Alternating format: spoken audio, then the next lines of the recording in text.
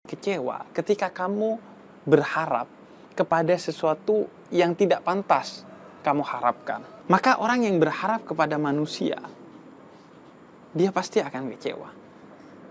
Tapi ketika kamu meniatkan dan menunjukkan pekerjaanmu untuk Allah, maka kamu tidak akan pernah kecewa. Maka ketika kamu berharap kepada selain Allah, hingga kamu kecewa kepada Allah, maka sudah pasti itu akan membuat Allah cemburu.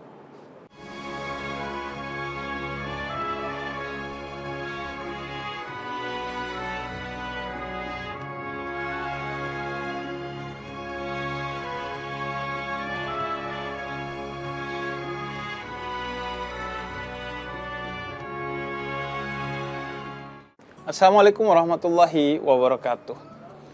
Sering kita mengeluh di hati, atau hingga terucap di lisan, bahkan mengalir jauh sampai media sosial. Ya Allah, aku kecewa. Kenapa apa yang aku pelajari gak masuk-masuk? Kenapa diri ini tidak kunjung bisa jadi baik? Kenapa proyek ini gak bisa goal? Kenapa kerjaan ini gak bisa berjalan dengan baik? Kenapa ngelamar kerja nggak diterima-terima, masuk kuliah ditolak, dan lain sebagainya. Banyak sekali di media sosial itu. Termasuk ketika kita mau tidur. Seringkali kita terpikir hal-hal yang membuat keimanan kita terganggu, terguncang, bahkan hingga menurun. Karena memang sifatnya iman itu yazid wa yanqus, dia bertambah dan berkurang. Karena itu kita dibimbing untuk berdoa, ya muqallibal qulub tsabbit qalbi ala dinik. Wahai yang membolak-balikkan hati manusia, menurunkan iman kita, bantu kami untuk menetapkan iman kami dalam ketinggian, dalam kestabilan, hati kami dalam ketidakgoncangan. Dari mana sebenarnya sumber kekecewaan itu?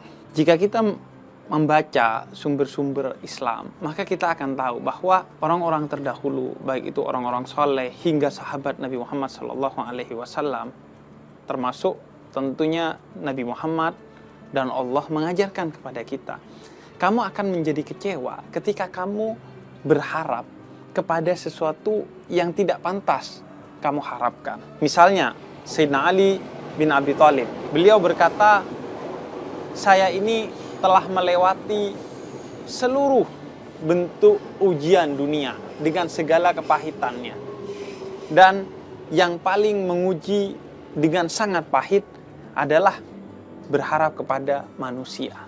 Maka orang yang berharap kepada manusia, dia pasti akan kecewa. Ketika dia meniatkan sesuatu dan menunjukkan sesuatu dari pekerjaannya untuk manusia, maka dia pasti akan kecewa. Anda bekerja untuk mendapatkan perhatian dari bos Anda, itu gak salah. Tapi kalau Anda murni hanya bekerja untuk itu, pasti Anda kecewa. Baik disengaja oleh bos Anda ataupun tidak disengaja. Sengaja tidak diapresiasi, tidak disengaja mungkin pas kamu rajin dia gak ngelihat sehingga dia lalai. Tapi ketika kamu meniatkan dan menunjukkan pekerjaanmu untuk Allah, maka kamu tidak akan pernah kecewa. Termasuk kamu tidak akan kecewa dari bosmu. Walaupun bosmu tidak maksimal mengapresiasi kamu, tapi kamu akan dapat apresiasi yang abadi, yaitu dari Allah. Dan bisa jadi karena kamu meniatkan dan menunjukkan untuk Allah, maka Allah yang akan mengurusi bos kamu sehingga bisa mengapresiasi kamu dengan baik.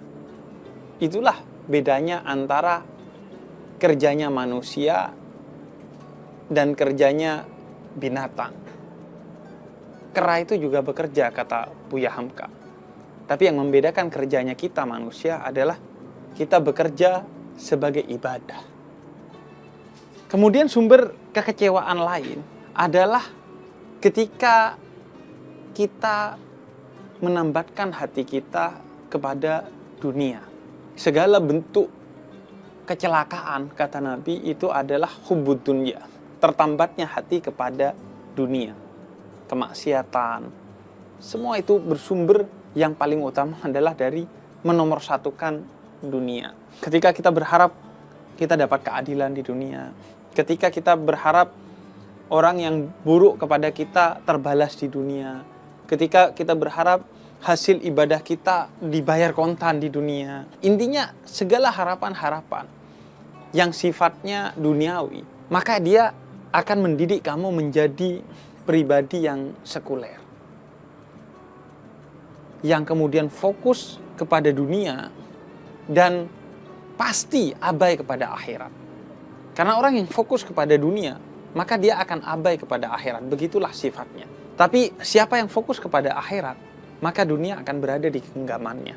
Lihatlah kisah Nabi Muhammad yang oleh masyarakat Taif di dunia dilempar batu karena beliau hatinya tertambat hanya kepada akhirat. Malaikat Jibril mengatakan, kalau engkau mau, 2 gunung akan dilemparkan kepada orang Taif. Tapi manusia akhirat bukan begitu cara berpikirnya. Beliau justru mendoakan orang-orang Taif. Artinya dunia di genggaman ketika akhirat itu menjadi tujuan kita. Lihatlah orang-orang yang menjadi kekasih Allah, yang fokus kepada akhirat. Dunia benar-benar berada di genggamannya. Mungkin dia tidak punya harta yang banyak atau bahkan sangat miskin. Tapi kapan saja dia butuh, sesuatu itu ada. Dan itulah surga. Surga dunia. Kalau surga akhirat, bukan kamu memiliki segala sesuatu. Tapi ketika kamu ingin sesuatu, sesuatu itu ada. Maka surga dunia adalah bukan kamu kaya raya. Tapi ketika kamu ingin sesuatu, kamu dapat aja cara untuk mendapatkannya. Dan cara-cara yang berkah, bukan hanya halal. Allah yang mengaturnya. Nah, ketika kamu berharap kepada dunia, pasti dunia akan mengecewakanmu. Karena itu, dunia itu oleh Sayyidina Ali bin Abi Thalib ditalak 3, diceraikan 3 kali. Artinya nggak bisa balik lagi tuh dengan Sayyidina Ali. Karena dunia itu ladangnya kekecewaan. Siapa yang berharap pada dunia, maka dia akan kecewa. Siapa yang hidup dengan pola pikir, pola hati, dan pola tindakan yang duniawi, yang sekuleristik, maka dia pasti akan kecewa. Karena memang dunia ini bukan tempat tinggal, dia tempat meninggal. Sehingga di sini dan di sini yang harus ada itu akhirat. Dunia apakah disingkirkan? Tidak, tapi dia bagian dari akhirat. Sehingga jangan melakukan sesuatu, jangan berharap sesuatu di dunia ini yang tidak tersambung dengan akhirat. Maka itulah yang menyebabkan kita kecewa. Tapi orang yang betul-betul dia hanya berharap kepada Allah, dia tidak akan pernah kecewa. Bukan hanya dia akan bahagia dan selamat di akhirat, tapi di dunia pun dia akan bahagia dan selamat. Itu janji Allah. Bahwa orang yang hidup untuk Allah, dia la yakhaf wa la yahzan. Dia tidak akan pernah takut kepada segala sesuatu. Karena siapa yang lebih kuat dari Allah? Dan dia telah dilindungi oleh Allah. Dan dia tidak akan pernah bersedih. Karena siapa yang bisa lebih membahagiakan dia selain Allah subhanahu wa ta'ala. Kalaupun ada sesuatu yang membahagiakan dia, pilihannya 2. Kebahagiaannya semu, atau yang kedua adalah kebahagiaan itu karena Allah memperkenankan. Dia bahagia melalui orang-orang tersebut yang Allah merancangnya. Bagaimana kisah seorang penjual roti yang ingin ketemu dengan Imam Ahmad ibn Hanbal, tapi gak punya biaya untuk pergi ke tempat Imam Ahmad ibn Hanbal karena jauh. Allah menggiring Imam Ahmad sehingga pengen pergi ke kota di mana tukang roti ini tinggal, tanpa Imam Ahmad tahu kenapa saya harus ke sana. Hingga akhirnya Imam Ahmad bahkan tinggal bermukim di rumah orang itu. Tanpa orang itu sengaja, bahkan tanpa orang itu tahu. Hingga di malam hari baru berkisah, oh ternyata itulah Imam Ahmad. Allahu Akbar, kata dia. Jadi fokus kepada Allah subhanahu wa ta'ala. Karena itu kita diajarkan dalam sholat kita, inna sholati wa nusuki wa mahyaya wa mamati lillahi rabbil alamin. Hidup saya, mati saya, semua yang saya lakukan ini hanya untuk Allah. Harapan hanya untuk Allah. Sebagaimana rasa takut kita hanya untuk Allah. Karena itu kita hidup di antara al-khauf, rasa takut, dan roja, harapan hanya kepada Allah subhanahu wa ta'ala. Maka dari itu kemudian masih ada saja yang bertanya, Bib, saya sudah berharap hanya kepada Allah dengan hanya berdoa kepada Allah. Tapi doa pun saya kadang kecewa, atau bahkan sering kecewa. Kenapa doa saya tidak terkabulkan? Kata Yahya bin Mu'ad Ar-Razi, salah seorang ulama besar, jangan pernah berkata bahwa doamu tidak dikabulkan oleh Allah Subhanahu wa taala. Tapi introspeksilah pada dirimu. Apa penyebab yang menyebabkan doa itu tidak terkabul? Sesungguhnya itu ada di dalam dirimu. Karena kalau Allah telah berjanji dalam beberapa ayatnya.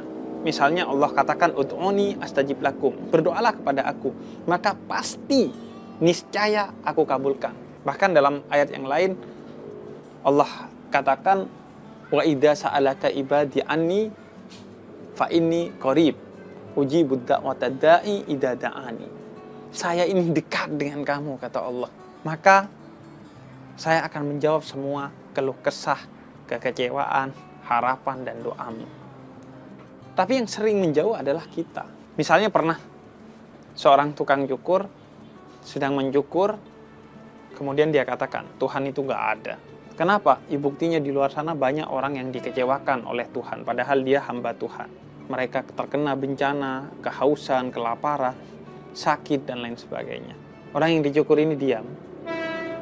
Kemudian ketika selesai, orang yang dicukur ini kembali bersama orang yang gondrong dan dia berkata begini, tukang cukur itu gak ada. Lah, kata tukang cukur itu, baru saja kamu cukur ke seorang tukang cukur, yaitu saya. Kata dia, buktinya ini ada orang gondrong. Kemudian kata tukang cukur itu, ya dia gondrong karena tidak pergi kepada saya untuk dicukur. Kemudian kata dia, begitulah juga kita. Kita kecewa karena kita tidak pergi kepada Allah. Sehingga kita merasa Allah itu tidak ada. Maka introspeksi diri ketika doa kita tidak terkabulkan. Karena dalam hadis riwayat Imam Bukhari, ada seseorang yang dikatakan oleh Nabi, doanya tidak terkabul karena tubuhnya, ucapannya, tangannya, pakaiannya, itu penuh dengan keharaman. Perutnya, isi pikirannya, matanya, diisi dengan hal-hal yang haram. Maka kemaksiatan, hal-hal yang haram, itu akan menghalangi dosa kita, akan menjauhkan Allah dari diri kita jika kita tidak kunjung bertaubat. Karena itu kita diminta untuk cepat-cepat bergegas dalam taubat itu, agar kita kembali dekat kepada Allah Subhanahu wa taala sehingga doa kita menjadi cepat terkabulkan. Kemudian yang kedua, bisa jadi doa itu tidak terkabul di waktu yang cepat, tapi Allah kabulkan di waktu yang tepat. Kadang kita tidak sabar, tidak mengerti hal ini sehingga kita menganggap nggak diterima doa kita. Atau bisa jadi doa kita yang kita minta bukan yang terbaik untuk kita sehingga Allah ganti dengan yang terbaik untuk kita. Karena asa an takrahu syai'an wa huwa khairun lakum wa asa an tuhibbu syai'an wa huwa syarrun lakum. Kata Allah, apa yang kamu anggap baik, kamu doakan, kadang itu buruk bagi kamu sehingga Allah ganti itu dengan yang terbaik. Kemudian kadang juga kita merasa doa kita tidak diterima. Padahal Allah sedang mengabulkan, tapi kan butuh proses. Nggak mungkin kita minta kaya, kemudian Allah tiba-tiba lemparkan duit dari langit. Pasti butuh proses.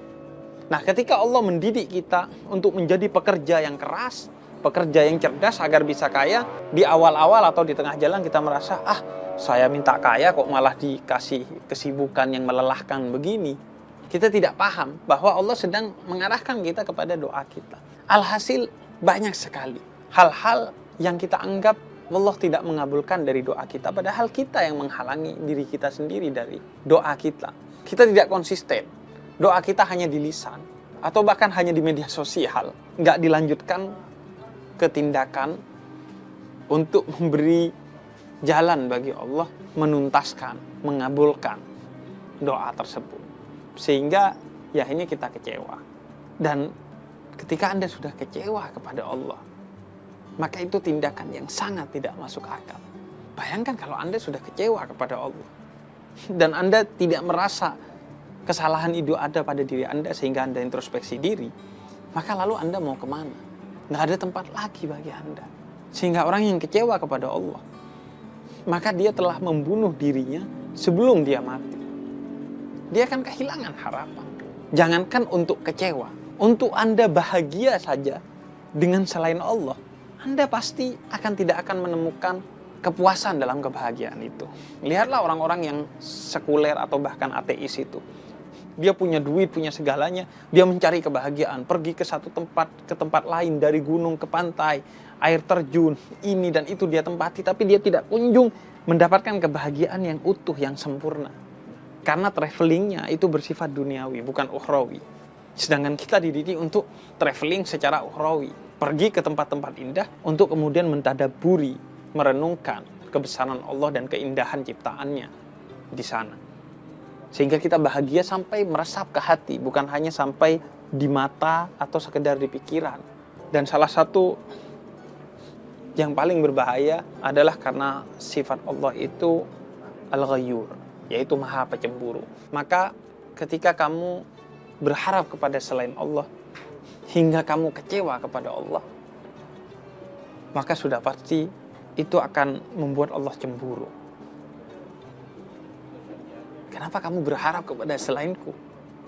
Kenapa kamu kecewa kepadaku? Bayangkan betapa cemburunya Allah. Dan kecemburuan Allah akan menyebabkan bencana besar bagi kita. Karena itu pintu utama menuju kesyirikan. Allah cemburu karena kita kecewa, maka itu akan menggiring kita kepada peletakan Allah pada titik-titik yang sudah tidak penting lagi, hingga kemudian meminggirkan, bahkan meniadakan Allah. Karena itu jaga iman kita kepada Allah.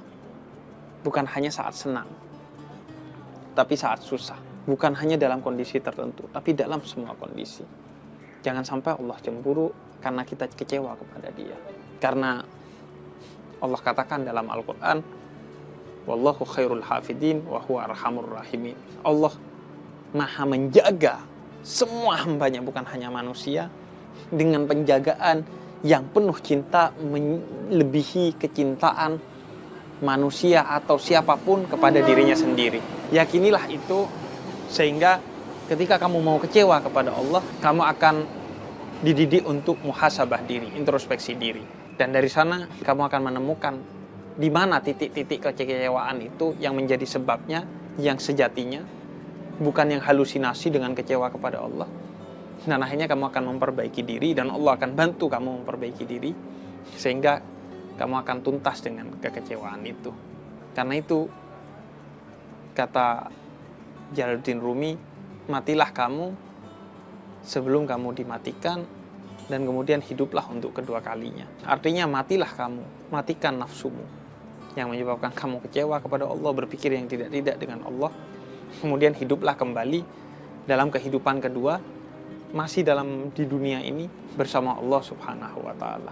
Itulah para sufi, para kekasih Allah, para wali Allah. Dia hidup di dunia tidak sendiri, tapi bersama Allah, sehingga dia tidak pernah merasa kesepian walaupun sepi. Wassalamualaikum warahmatullahi wabarakatuh.